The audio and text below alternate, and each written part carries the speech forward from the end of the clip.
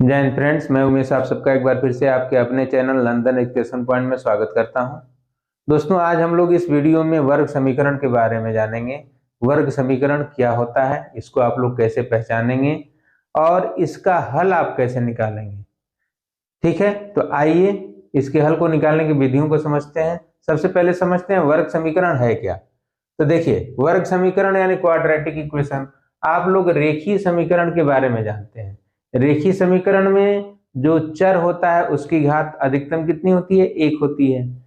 जैसे अगर हम मान लीजिए लिखें कि 3x + 5 इक्वल्स मान लीजिए -3 ले लेते हैं, तो ये यहाँ पे x की अधिकतम घात कितनी है? 1 है। तो इसको हम कहते हैं लीनियर इक्वेशन यानी रेखीय समीकरण। ठीक, अगर इसकी घात 1 की जगह 2 हो जाए, इसकी घात 1 की जगह कितनी हो जाए? 2 हो जाए। ठीक है ना, यानी चर की पावर कितनी हो जाए? 2 हो जाए, तो उसको हम कहेंगे वर्ग समीकरण यानी क्वाड्रेटिक इक्वेशन। क्या कहेंगे? वर्ग समीकरण। देखिए क्या हो जाएगा, जैसे मान लीजिए हमने लिख दिया 3x² + 5x + 7 = 0। ठीक, यहाँ पे देखिए x की अधिकतम घात, इस वाले पद में आप देखेंगे तो x की घात कितनी है? 1 है। ठीक, इस वाले पद में देखेंगे तो x की घात कितनी है? 2 है। कैसे 2 है? यहाँ पे देखिए x की घात कितनी है? 2 है। ठीक है ना, तो जब x की घात 2 आ गई तो इसको हम कहेंगे वर्ग समीकरण। अब देखिए यहाँ पे क्या इसका होना जरूरी है? वर्ग समीकरण में 2 के घात का होना जरूरी है। इसको हम 0 कर सकते हैं। जैसे हम लिख सकते हैं x² + 7 = 0। ये भी वर्ग समीकरण है, क्योंकि यहाँ पे x² का होना जरूरी है। ठीक है ना, x हो भी सकता है, नहीं भी हो सकता है।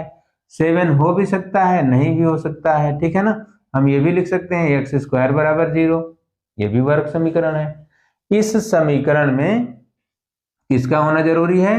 तो x की घात 2 का होना जरूरी है। ठीक है ना, अगर ये घात हमारी है तो इसको हम वर्ग समीकरण कहेंगे। इसके अलावा और किसी का होना उतना आवश्यक नहीं है। ठीक है ना, तो वर्ग समीकरण आप लोग देख के पहचान सकते हैं। जैसे मान लीजिए एक उदाहरण और लेते हैं, -4x² + 7x + 9 = 0। ये भी हमारा क्या है? वर्ग समीकरण है। कैसे है? तो यहाँ पे देखिए x² की घात है ना, तो ये हमारा वर्ग समीकरण हो गया। अगर x² की घात मतलब x की घात 2 उपलब्ध है, आपके समीकरण में है, उपस्थित है, तो इसको आप क्या कह देंगे? वर्ग समीकरण कहेंगे। ठीक है ना, इंग्लिश में इसको क्वाड्रेटिक इक्वेशन कहते हैं। अब देखिए इसके इस वर्ग समीकरण के हल को हम कैसे प्राप्त करेंगे। तो हल, अब कितना इसका हल मिल सकता है, मतलब हल क्या होता है? तो x का एक ऐसा मान जो इस समीकरण को क्या कर दे? सेटिस्फाई कर दे, संतुष्ट कर दे। ठीक है ना, यानी x का वह मान रख दें जो जितना RHS है उतना ही LHS आ जाए। राइट हैंड साइड में जितना है उतना ही किधर आ जाए? लेफ्ट हैंड साइड में। ठीक है ना, तो ये कितने मान मिल सकते हैं? तो यहाँ पे जितनी घात होगी उतने मान मिलेंगे। अगर x की घात 2 है तो x के हमको कितने मान मिलेंगे? 2 मान मिलेंगे। ठीक है ना, x1 और x2 मान लीजिए 2 मान है। x के कितने मान मिलेंगे? 2 मान। और इन मानों को ही क्या कहेंगे? वर्ग समीकरण का हल करेंगे कहेंगे। ठीक है ना, तो अब इस वर्ग समीकरण को देखिए, इसका मानक रूप क्या होता है? तो मानक रूप हमारा वर्ग समीकरण का होता है ax² + bx + c = 0। ये क्या है? मानक रूप है। मानक रूप का मतलब क्या है कि जितने भी वर्ग समीकरण हमको मिलेंगे हम इससे तुलना करके उनका हल कर लेंगे। ठीक है ना, हल कितने तरीके से कर सकते हैं? तो देखिए 2 मान मिलेंगे, ये तो कंफर्म हो गया। x के 2 मान मिलेंगे क्योंकि यहाँ पे अधिकतम घात कितनी है? 2 है। वर्ग समीकरण में x के 2 मान मिलते हैं। ठीक, अब ये मान मिलेंगे कैसे? तो इसका हल करने के लिए हमारे पास 3 विधियां हैं। कितनी विधियां हैं? 3 विधियां। कौन कौन सी विधियां हैं? तो देखिए पहली विधि है गुणनखंड से हम लोग कर सकते हैं। कैसे कर सकते हैं? गुणनखंड करेंगे और इससे हल निकाल लेंगे। तो पहली विधि है गुणनखंड द्वारा यानी बाय फैक्टराइजेशन। दूसरी विधि क्या है? तो दूसरी विधि है हम क्या कर सकते हैं? तो एक सूत्र का प्रयोग कर सकते हैं। ठीक है ना, द्विघात समीकरण के सूत्र का प्रयोग कर सकते हैं। और तीसरी विधि जो है वर्ग बना करके, क्या बना करके? वर्ग बनाकर। वर्ग आप लोग पढ़े हैं a + b होल स्क्वायर, तो उस तरह से हम इसका वर्ग बनाकर भी हल कर सकते हैं, ठीक है ना। तो हमारे पास समीकरण को हल करने की कितनी विधियां हैं? 3 विधियां हैं, लेकिन इस वीडियो में हम लोग केवल 2 विधियों को जानेंगे, ठीक है ना। तीसरे विधि के लिए एक अलग से वीडियो बनाएंगे। तो आइए पहले हम पहली विधि को जानते हैं, कौन सा? गुणनखंड के द्वारा, ठीक है ना। एक चीज और, वर्ग समीकरण का जो मानक रूप है क्या है? ax² plus bx plus c, ठीक है ना। तो इसमें a क्या है, b क्या है और c क्या है? तो यहाँ पे देखिए a, b और c ये जो है क्या है? ये वास्तविक संख्या है। क्या है? वास्तविक संख्या है। और x जो है वो क्या है? वो चर संख्या है, मतलब x एक वेरिएबल है, इसका मान बदलेगा। जैसे यहाँ पे देखिए हमने एक उदाहरण लिया था -4x² प्लस 7x प्लस 9 लिया था ना। इसमें देखिए x² और x को छोड़ दें, x² को छोड़ दीजिए और x को छोड़ दीजिए, तो -4 क्या है? वास्तविक संख्या है कि नहीं? रियल नंबर है। 7 क्या है? वास्तविक संख्या है। 9 क्या है? वास्तविक संख्या है। यानी ए, बी और सी, वर्ग समीकरण में ए, बी और सी तीनों क्या है? रियल नंबर्स हैं, वास्तविक संख्या है। तो जब भी हम तुलना करेंगे तो क्या ध्यान रखना है कि ए, बी और सी तीनों वास्तविक संख्याएं हैं, ठीक है ना। इसमें ए का मान शून्य नहीं हो सकता, बी और सी दोनों का मान शून्य हो सकता है। ए का मान शून्य क्यों नहीं हो सकता? क्योंकि अगर आपने ए को ही शून्य कर दिया तो ये हमारा समीकरण कुछ ऐसे बन जाएगा, 0 × x² plus bx plus c। अब किसी भी संख्या को 0 से 0 करेंगे तो क्या होगा? ये शून्य हो जाएगा, मतलब ये वाला पद गायब हो गया। और जैसे ही आपने इसको गायब कर दिया तो ये क्या बन गया? ये रेखीय समीकरण बन गया, है ना। अब यहाँ से x² आपका गायब हो गया। जब x² गायब हो गया तो क्या बन गया? रेखीय समीकरण। इसलिए a का मान शून्य नहीं हो सकता, यानी x² का जो गुणांक है, इसको हम a को x² का गुणांक कहते हैं, b को x का गुणांक कहते हैं, और c आपकी एक रियल नंबर है, वास्तविक संख्या है, किसी का गुणांक नहीं है, ठीक है ना। अब आइए हम आगे बढ़ते हैं इस क्वाड्रेटिक इक्वेशन के हल के तरफ। पहली विधि का प्रयोग करते हैं। आइए पहली विधि यानी गुणनखंड के द्वारा हम लोग वर्ग समीकरण को हल करना सीखते हैं। तो देखिए इसमें आपको करना क्या है? हमारा जो मानक रूप है ax² plus bx plus c, है ना। तो इसमें आपको क्या करना है? देखिए पहला काम क्या करना है आपको? x² का जो गुणांक है a और जो आपकी नियत राशि है c, दोनों का गुणा कर लेना है। क्या करना है? तो पहला काम आपको क्या करना है? जो x² का गुणांक है उसका और जो c है, मतलब जिसमें x नहीं है, उसका आपस में क्या कर लेना है? गुणा कर लेना है। अब दूसरा काम क्या करना है? देखिए दूसरा स्टेप हमारा क्या है? ये पहला स्टेप हो गया, गुणा कर लिया। दूसरे स्टेप पे आप क्या करेंगे? तो इस गुणनफल को जो AC आया है इसको आप 2 भाग में तोड़ देंगे। कितने भाग में तोड़ देंगे? 2 भाग में। मान लीजिए हमने तोड़ दिया b1 और b2, ठीक है ना। तो ये हम गुणनखंड के द्वारा तोड़ेंगे। कंडीशन क्या है? इसको जोड़ने पर, b1 और b2 को जोड़ने पर या तो घटाने पर। कब जोड़ेंगे कब घटाएंगे ये अभी आगे जानेंगे। क्या कंडीशन है? b1 या b2 को जोड़ने पर या तो घटाने पर b के बराबर आ जाना चाहिए, ठीक है ना। मतलब b1 और b2 को प्लस करें या माइनस करें, ठीक है ना। प्लस से भी आ सकता है, माइनस से भी, ये डिपेंड करेगा यहाँ के साइन पर, ठीक है। तो प्लस करें या माइनस करें, क्या आ जाना चाहिए? b आ जाना चाहिए। लेकिन जब b1 और b2 को मल्टीप्लाई करें तो क्या आ जाना चाहिए? ac आ जाना चाहिए। मतलब जितना आपने गुणा किया था उससे जो मिला था उसके बराबर आ जाना चाहिए। आइए एक उदाहरण के द्वारा हम लोग समझते हैं, ठीक है ना। एक समीकरण लेते हैं 3x² प्लस 10x प्लस 8 बराबर 0 को, ठीक। ये हमारा वर्ग समीकरण है क्योंकि यहाँ पे x की घात कितनी है? 2 है। अब यहाँ पे देखिए x² का गुणांक क्या है? 3 है, और नियत राशि मतलब जिसमें कोई x नहीं है वो क्या है? 8 है। तो हम पहले 3 और 8 का गुणा कर लेंगे। 3 बटे कितना आ गया? 24 आ गया। कितना आ गया? 24। अब इस 24 को हमको तोड़ना है ऐसे भाग में कि उन दोनों को जोड़ें तो 10 आ जाए, ठीक है ना, और गुणा करें तो 24 आ जाए। तो ऐसा क्या हो सकता है? कैसे आप निकालेंगे? देखिए ऐसे करिएगा, 24 आपने लिख लिया, प्राइम फैक्टराइजेशन करते हैं। तो पहले 2 से भाग दे देंगे, 12 बार जाएगा। कितनी बार जाएगा? 12 बार। तो 12 दूनी 24 और 12 और 2 को जोड़ देंगे तो कितना आ जाएगा 14। लेकिन आपको कितना चाहिए, 12 और 2 को जोड़ने पर 10 आना चाहिए, नहीं आ रहा है ना। फिर बदलिए, किसको बदलेंगे, इस 12 को बदल सकते हैं, 2 छके 12, तो इन दोनों को आपस में गुणा कर दिए तो क्या बन गया, 2 दूनी 4, ठीक है ना। यानी इसी को आप दूसरे तरीके से कर सकते हैं, कैसे, देखिए इसको हमने क्या किया, 2 से भाग दिया तो उस 2 का इसमें गुणा कर दीजिए, तो ये हो जाएगा 4 और ये हो जाएगा 6। क्या किया हमने, इसमें 2 से भाग दिया, जो 2 आया उसका इसमें गुणा कर दिया, तो 2 दूनी 4, जिससे भाग दिया उससे इसमें गुणा कर दिया, ये हो गया 4। और ये कितनी बार भाग गई वो लिख दिया, तो 4 गुणे 6 करेंगे तो कितना आएगा 24। लेकिन 4 और 6 को जोड़ देंगे तो कितना आ जाएगा 10 आ जाएगा ना। यानी हमको वो संख्या मिल गई, क्या मिल गई, क्या मिल गई, 4 और 6। तो किसके जगह पे 4 और 6 लिखेंगे, देखिए सब कुछ ऐसे ही लिखेंगे, केवल यहाँ 10 की जगह हम लिख देंगे 6 + 4, ठीक है ना। बाकी सब वैसे ही रहने देंगे, कोई चेंज नहीं। ये एक्चुअल में 10 है, 6 और 4 को जोड़ेंगे तो कितना है 10, यहाँ भी 10 था, हमने क्या किया है, केवल रूप बदल दिया है, मान वही है। अब दोनों को अलग अलग कर लीजिए, गुणा करके आप लोगों ने कौन सा नियम सीखा हुआ है, गुणन का योग पर वितरण, तो वो नियम लगा दीजिए। एक बार 6 का 1 से गुणा कर लेंगे तो 6x हो जाएगा, एक बार 4 का 1 से कर देंगे तो 4x हो जाएगा, ठीक है ना।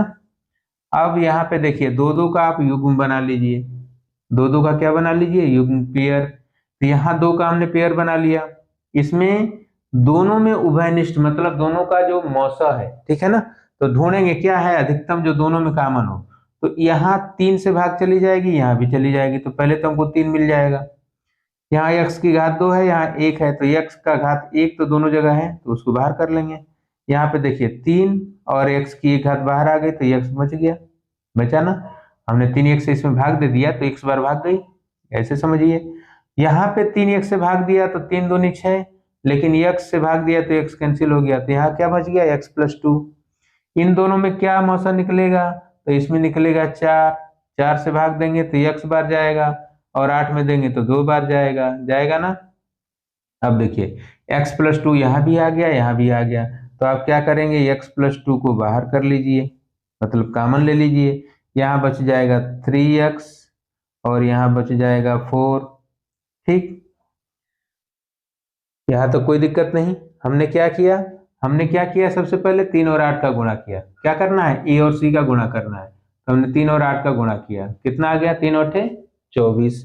अब उस 24 को हमको ऐसे तोड़ना है कि दो संख्या हमको ऐसे मिले जिसको जोड़ दें तो बीच वाली संख्या ने b यानी x का गुणांक मिल जाए। तो हमको 24 को तोड़ने पर क्या मिल गया, 4 और 6 मिल गया। अब 4 और 6 का गुणा करने पर तो 24 आ जा रहा है, लेकिन जब जोड़ रहा है तो कितना आ जा रहा है, 10 आ जा रहा है, ठीक। हमको 10 चाहिए था, बीच में क्या है 10 है, तो 4 और 6 हो गया, ठीक। अब क्या करेंगे, 4 और 6 तो 2 का आप युग्म बनाएंगे, ठीक है ना, 2 का युग्म बनाएंगे। 2 में युग्म बना के आपको उभयनिष्ठ लेना है, एक युग्म इधर बना एक युग्म इधर बना। इन दोनों में क्या कॉमन है, तो 3x कॉमन का मतलब जिससे दोनों में भाग चली जाए बड़ी से बड़ी संख्या, ठीक है। तो 3x से इसमें भी भाग गई, कितनी बार गई, x बार। 3x से इसमें भी भाग गई 2 बार। इसमें क्या कॉमन मिला, 4, तो 4 से इसमें भाग गई x बार, 4 से इसमें भाग गई 2 बार, ठीक है ना। अब x + 2 इसके पास भी है इसके पास भी है, दोनों को बाहर कर लीजिए, दोनों से बाहर हो गया, इसके पास बचेगा 3x लिख दिया, इसके पास बचेगा 4 लिख दिया, ठीक है ना। अब देखिए दो संख्याओं को आप गुणा कर रहे हैं, एक ब्रैकेट में एक संख्या है, दूसरे ब्रैकेट में दूसरी संख्या, दोनों को आप गुणा कर रहे हैं तो क्या रिजल्ट मिल जा रहा है, 0। क्या मिल जा रहा है, 0। तो दो संख्याओं का गुणनफल 0 है, इसका मतलब कि उसमें से कोई एक संख्या 0 है ना। हमको पता तो है नहीं कि कौन 0 है, तो बारी से हम दोनों बारी बारी से दोनों को 0 कर देंगे। मान लीजिए पहले आपने x + 2 को 0 कर दिया, किसको 0 कर दिया, यदि x + 2 को आपने 0 किया तो यहाँ से x का मान कितना हो जाएगा, तो 2 आपका दूसरे तरफ जाएगा, लेफ्ट से राइट में जाएगा, तो प्लस से माइनस हो जाएगा, और 0 में से 2 घटा देंगे तो कितना आ जाएगा, -2 आ जाएगा। अब दूसरे को 0 कर लीजिए, यदि 3x + 4 0 है, ठीक। अगर x + 2 0 है तो x का मान हमको क्या मिल गया, -2 मिल गया। अगर इसको 0 करते हैं तो यहाँ से देखिए 3x को इधर रहने दें, 4 को इधर भेजेंगे तो 3x बराबर आपका मिल जाएगा -4। तो x बराबर कितना मिल जाएगा, -4/3, क्योंकि 3 इधर गुणा में है, इधर जाएगा तो किस में चला जाएगा, भाग में। यानी x के 2 मान हमको मिल गए। क्या क्या मिल गया, देखिए एक मान हमको यहाँ मिला है x बराबर -2, और एक मान हमको मिला है x बराबर -4/3। तो ये हमको क्या मिल गया, इस समीकरण का हल मिल गया। ठीक है ना, क्या मिल गया, समीकरण का हल।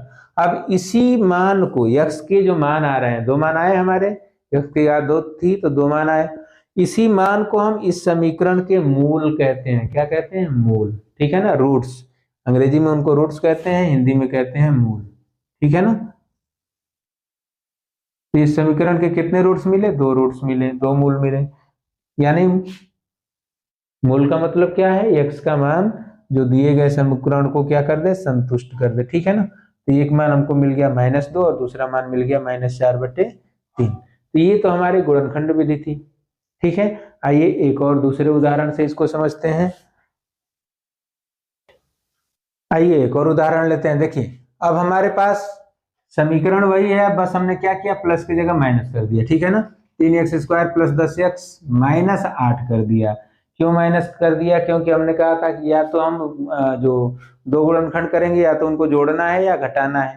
तो ये कैसे पहचानेंगे कि जोड़ना है कि घटाना है, तो ये यहाँ के चिन्ह को देखकर पहचान जाएंगे। अगर देखिए, अगर हमारे पास ax² + bx + c = 0, ये तो मानक रूप हो गया। अगर यहाँ पे प्लस का चिन्ह है तो समझ जाइएगा आपको जोड़ना है। क्या करना है, जोड़ना है। और यही चिन्ह अगर माइनस हो जाए तो समझ जाइएगा क्या है, घटाना है। किसके चिन्ह को देख रहे हैं हम, सी से पहले जो चिन्ह आ रहा है। अगर प्लस का चिन्ह आया तो आप जोड़ेंगे, और अगर माइनस का चिन्ह आया तो आप घटाएंगे। किसको घटाएंगे, तो जो ए और सी का गुणा किए थे, गुणनफल मिला था, उसके जो आप गुणनखंड कर रहे हैं 2, उनको जोड़ेंगे और उन्हीं को घटाएंगे। ठीक है ना, तो ये देख करके हम पहचान जाएंगे कि जोड़ना है कि घटाना है। अगर यहाँ प्लस रहता तो हम जोड़ते, यहाँ माइनस आ गया तो हम क्या करेंगे, घटाएंगे। अब चलिए फिर से वही काम करना है हमको। क्या करना है, 3 और 8 का गुणा कर लीजिए, तो 3 × 8 यानी कितना हो गया, 24। और फिर इसको फैक्टराइज करना है, मतलब 2 भाग में तोड़ना है। गुणा करने पर तो 24 आए, लेकिन अब क्या करना है, घटाने पर आए। ठीक है ना, क्यों घटाने पर, क्योंकि यहाँ ऋण चिन्ह है तो घटाएंगे। घटाने पर कितना आ जाए, 10 आ जाए। चलिए तोड़ते हैं। देखिए पहला 2 से करेंगे, 2 12 बार जाएगा, 12 दूनी 24, और 12 में से 2 घटाएंगे तो 10 आ गया, तो पहली बार में ही आ गया, कोई दिक्कत नहीं। तो आप क्या करेंगे, देखिए 3x² + 10 को लिख देंगे 12 ऋण 2, क्या लिख देंगे, 12 ऋण 2 -8 = 0। ठीक है, फिर वितरण नियम लगा देंगे। 3x² प्लस, देखिए 12 के साथ x का गुणा करेंगे तो 12x, -2 के साथ करेंगे तो -2x, -8 = 0 हो गया ना। फिर 2 का आप युग्म बनाएंगे, इसका युग्म 1 बना, इसका युग्म 1 बना। इन दोनों में से क्या कॉमन मिल रहा है आपको, 3 और x, तो 3x कॉमन ले लीजिए।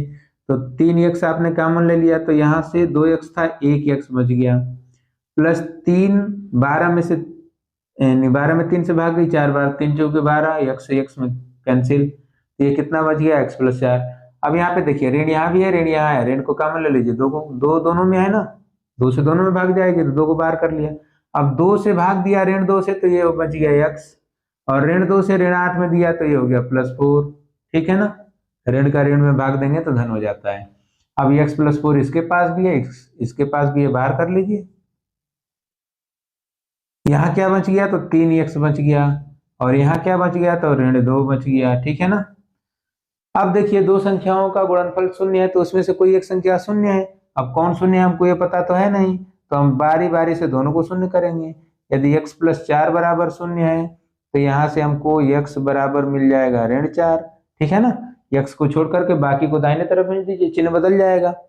और यदि आपका दूसरा वाला मान, यानी कौन सा, 3x - 2 = 0 है, अगर ये 0 है तो क्या होगा, तो 3x बराबर हो जाएगा 2, यानी x बराबर हो जाएगा 2/3। ठीक है ना, क्या हो गया, 2/3। तो देखिए x का एक मान आपको मिल गया ऋण 4, और x का दूसरा मान मिल गया कितना, 2/3।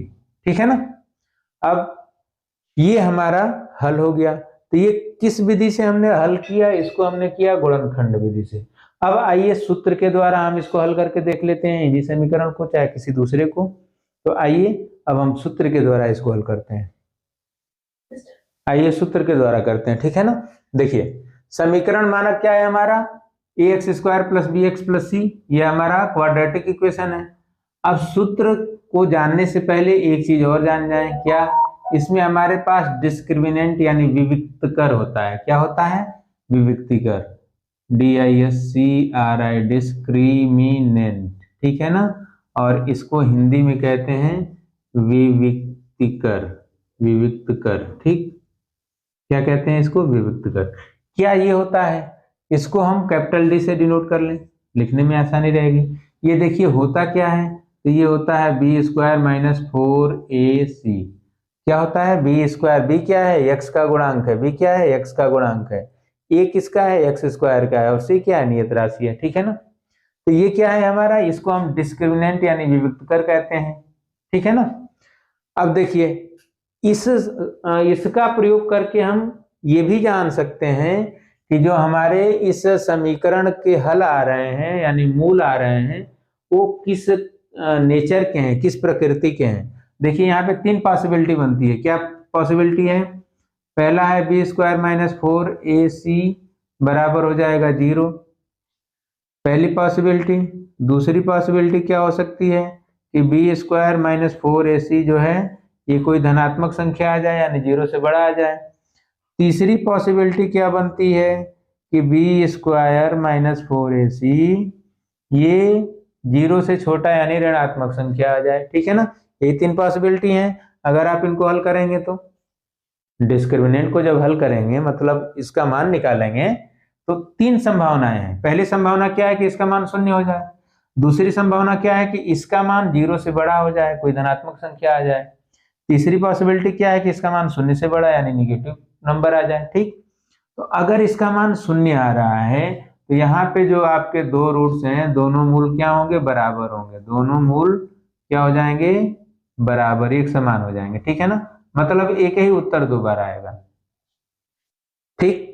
यहाँ पे क्या पॉसिबिलिटी है, तो 2 मूल तो होंगे लेकिन दोनों मूल कैसे होंगे, दोनों मूल असमान होंगे, मतलब अलग अलग होंगे, एक बराबर नहीं आएंगे, असमान आएंगे। और ये दोनों ही केस में क्या होंगे, मूल हमारे वास्तविक होंगे। कैसे होंगे, वास्तविक होंगे, ठीक।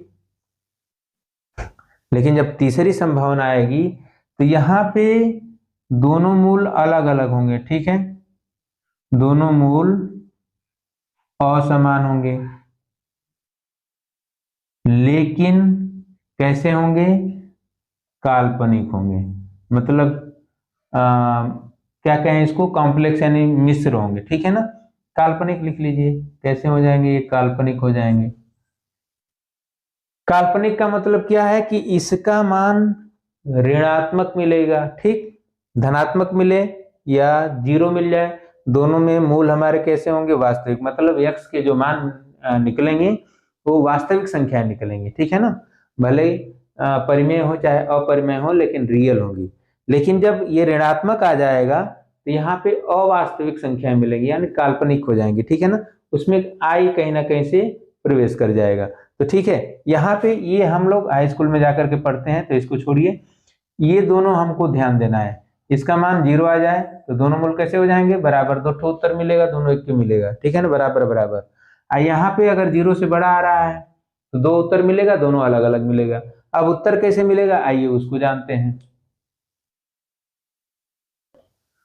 देखिए उत्तर कैसे मिलेगा आपको, तो देखिए x के मान के लिए हमारे पास सूत्र है -b प्लस माइनस करनी में b² माइनस 4ac, इसी को डिस्क्रिमिनेंट आप पढ़े हैं अभी, अपॉन 2a, ठीक है ना।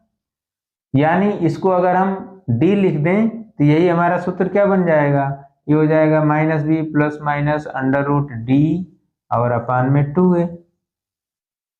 अगर d का मान 0 हो गया, d का मान क्या हो गया, 0, तब तो यह x का मान आपका सीधे -b/2a आ गया, उत्तर मिल गया। एक ही उत्तर 2 बार मिलेगा।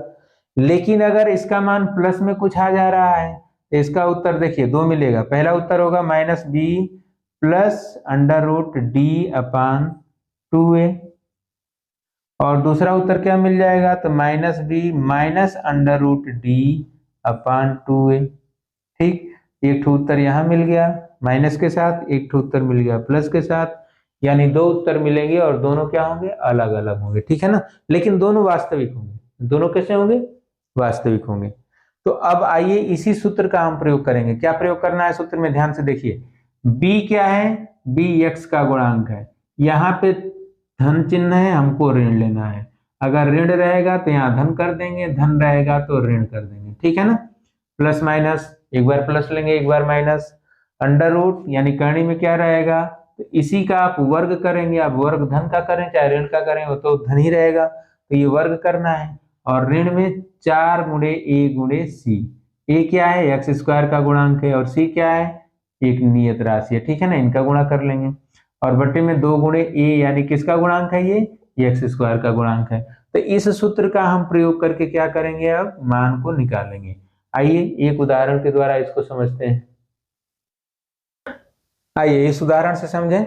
देखिए यहाँ पर जब इसकी आप तुलना करेंगे किससे, ax² plus bx plus c बराबर 0 से। ठीक, तो a का मान आपको कितना मिल जाएगा, 9 मिल जाएगा, ये हमारा 9 है। ठीक, b का मान कितना मिल जाएगा, तो b का मान आपको मिल जाएगा -3, और c का मान कितना मिल जाएगा, तो -2। हम तुलना कर रहे हैं, किससे कर रहे हैं, a की जगह पे क्या है 9, b की जगह पे क्या है ऋण 3। क्यों ऋण है, क्योंकि यहाँ पे धन है यहाँ ऋण है। ठीक है ना, चिन्ह बदल गया है तो इसका चिन्ह भी बदल जाएगा।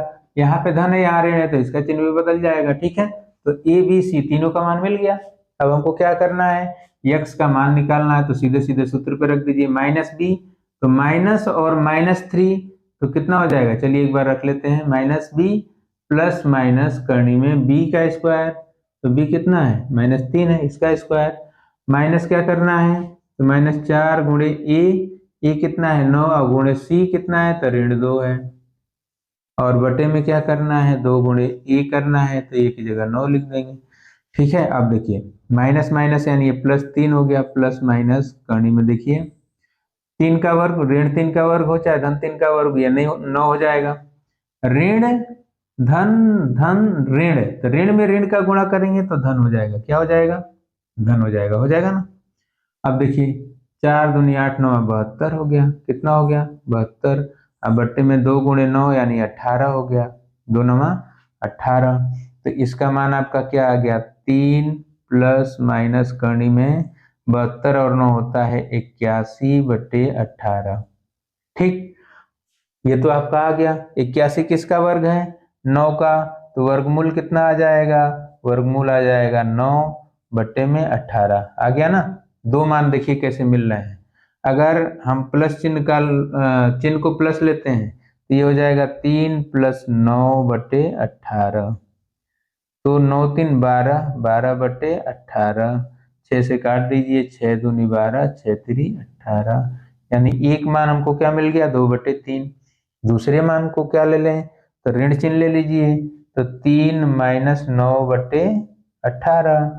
अब 3 में से 9 घटाएंगे तो ये आएगा -6, -6/18, 6 कम 6, 6 3 18, ये हो गया -1/3। यानी x के दो मान हमको मिल गए, क्या मिल गए, x का पहला मान मिल गया आपका 2/3 और दूसरा मिल गया -1/3।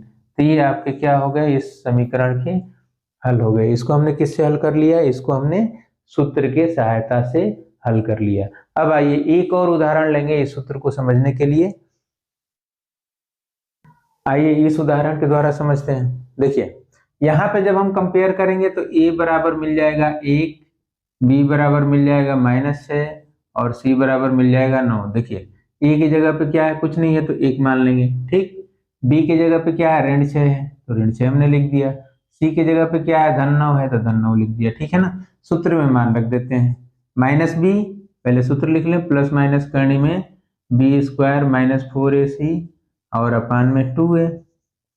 ठीक है ना, तो देखिए b की जगह पे क्या है हमारा -6, माइनस और फिर से एक बार माइनस तो प्लस हो जाएगा, सीधे लिख दें, तो ये आपका हो जाएगा 6 प्लस माइनस करनी में देखिए 6 प्लस कैसे हो गया, एक तो माइनस यहाँ पे लगा है और दूसरा माइनस यहाँ पे लगा है, यानी आप माइनस और -6 करेंगे तो ये कितना हो जाएगा, +6 हो जाएगा ना, ये +6 हो जाएगा। तो हमने सीधे सीधे क्या ले लिया, +6 ले लिया।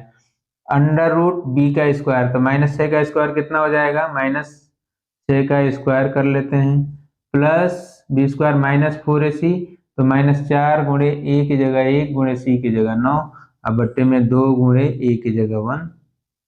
तो ये आपका आ गया 6 प्लस माइनस करनी में देखिए 6 6 का 36, 6 का वर्ग कितना हो गया, 36 हो गया, और ऋण 4 9 36 और बट्टे में 2। देखिए कितना अच्छा आंसर आने जा रहा है, 6 प्लस माइनस। अब 36 में से 36 को घटा दीजिए, कितना बच जाएगा, 0। तो 0 का वर्गमूल 0 बट्टे में 2। अभी जब हम मूल बताए थे तो क्या बताए थे कि अगर ये d आपका 0 हो जाए, यहाँ 0 हो गया ना, तो अब एक ही उत्तर 2 बार मिलेगा, प्लस लें चाहे माइनस लें कोई अंतर पड़ना ही नहीं है। तो सीधे सीधे यहाँ से हमको x का मान क्या मिल जाएगा, 6/2, यानी ये हो जाएगा 3, ये हमारा उत्तर हो जाएगा। 3 2 बार आएगा, यानी केवल 3 आएगा उत्तर, ठीक है ना। तो इस प्रकार से आप लोग वर्ग समीकरण को बहुत आसानी से चाहे सूत्र का प्रयोग करके चाहे गुणनखंड के द्वारा आसानी से हल कर सकते हैं।